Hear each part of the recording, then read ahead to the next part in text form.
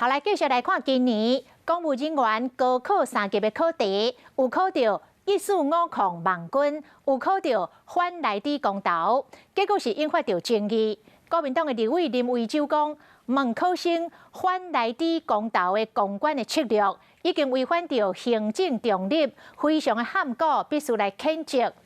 民进党的立委罗致政嘛认为，这款的题目可能会牵涉到老师的立场，是不是会当客观来拍分数？所以要考这款的题目，也是爱真思考。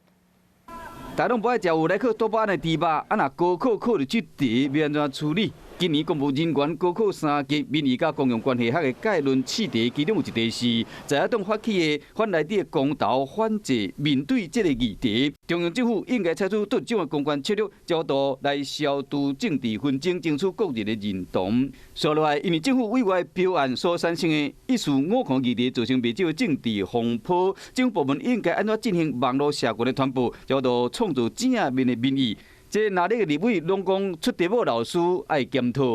你这个是为民进党在招考人员吗？能为公投辩护的是政党啊，还有政务官，你们也不是政务官呢，他们也不是政务官呢，所以你这样等于是用国家资源哈，其实是在做内宣呐。不可能，这个老师或这个老师认为说你当政务讲太多，我要扣你分，也有可能啊。所以学生会不会去揣摩出题老师的政治立场？